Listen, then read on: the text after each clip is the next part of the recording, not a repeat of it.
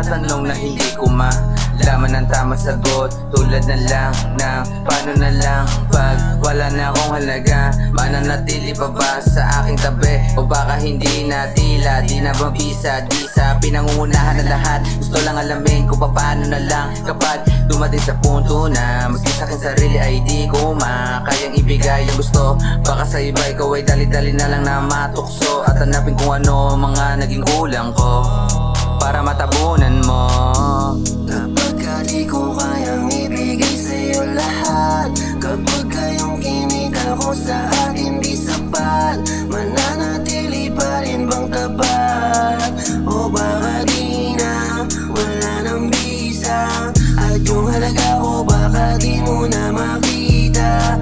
Kapag kayong mga gusto mo di makuha, kapag wala na akong kaya pang ipakita, mananatili ka pa ba? Pwede mo ba sa'kin nalinawin? Ako pa ba ay mamahalin? Baka sa iba ka na tumingin kapag di ko na kayang ibigay mga hilingin. Paano kung wala kong kaya at buhay ko ay di magara?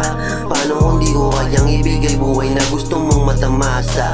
Baka biglang mawalan ka ng gana, parang pagkain na walan ng lasa. Pag wala na rin laman ng bulsa, baka pag-ibig mo ay mawala na. Kapag ka di na makapalampita ka, sasamahan mo pa rin kaya ako? O baka maglaho yun tayo, pati ating mga pangako at mga binuong plano pa.